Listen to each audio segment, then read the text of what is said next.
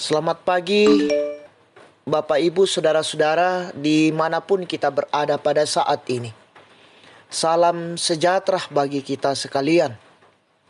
Kita berjumpa lagi lewat Renungan Harian Toraya, edisi Kamis 12 Januari 2023. Mari Bapak Ibu Saudara-saudara, sebelum kita memulai kehidupan kita hari ini, kita bersekutu, membaca dan merenungkan firman Tuhan. Namun sebelum itu mari kita berdoa. Kami bersyukur ya Tuhan di pagi yang indah ini atas anugerah yang Engkau nyatakan kepada kami. Hidup yang baru. Sebelum kami menjalani kehidupan hari ini Tuhan, mengangkat tanggung jawab kami. Kami bersekutu membaca dan merenungkan firman-Mu. Firman yang akan menjadi kekuatan dan penuntun bagi kami dalam menjalani kehidupan hari ini. Bersabdalah kepada kami Tuhan, kami siap mendengarkan firman-Mu. Di dalam nama Yesus Kristus, itulah Tuhan dan Juru Selamat kami yang hidup. Amin.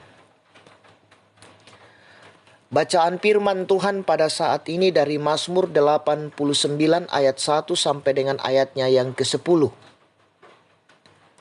Ayat yang kedua saya akan bacakan, aku hendak menyanyikan kasih setia Tuhan selama-lamanya.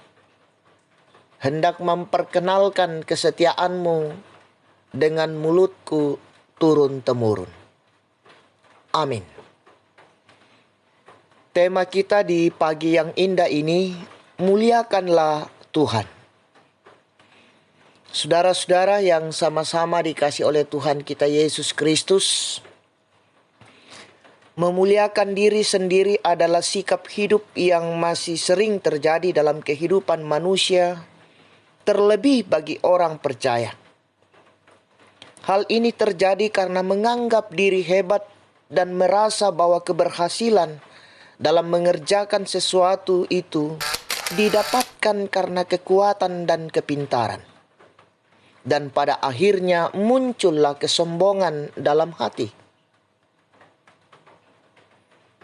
Melalui bacaan hari ini ada dua hal penting yang mau disampaikan oleh pemazmur.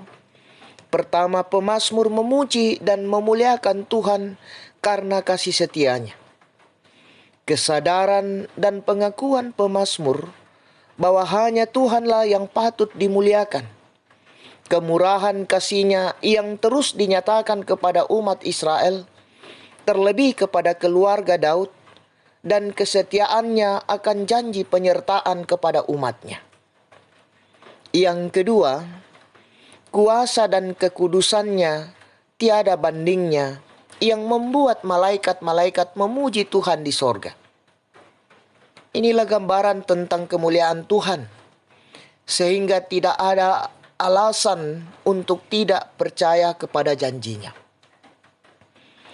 Nah, saudara-saudara yang sama-sama dikasih oleh Tuhan, firman Tuhan ini mengingatkan kita bahwa sesungguhnya hanya Tuhan sajalah yang layak dipuji dan dimuliakan. Keberhasilan dan kesuksesan yang diperoleh sampai hari ini tidak terlepas dari penyertaan Tuhan. Dialah yang berkenan membuat apa yang kita kerjakan dan usahakan menjadi berhasil. Itulah sebabnya tidak ada alasan untuk memuliakan diri sendiri. Bagaimana respon kita? Teruslah memuji dan memuliakan Tuhan. Jadikanlah hidup ini bermakna dan membawa berkat bagi sesama, supaya menjadi pujian dan kemuliaan bagi nama-Nya. Dan kita akan memperoleh kemuliaan dan kekekalan yang dijanjikan-Nya. Amin. Kita berdoa. Ya Tuhan, kami sungguh menikmati persekutuan ini, di mana firman-Mu kami dengarkan Tuhan, yang mengajarkan kepada kami untuk senantiasa memuji, memuliakan nama-Mu, bahkan mengandalkan Engkau dalam setiap kehidupan ini. Allah Bapa di dalam sorga, kuasa Roh Kudus-Mu memampukan kami untuk senantiasa setia dan taat, menyatakan kebenaran firman-Mu di tengah-tengah kehidupan ini. Di saat ini Tuhan, kami menyerahkan seluruh kehidupan kami, tanggung jawab dan rencana kami Tuhan.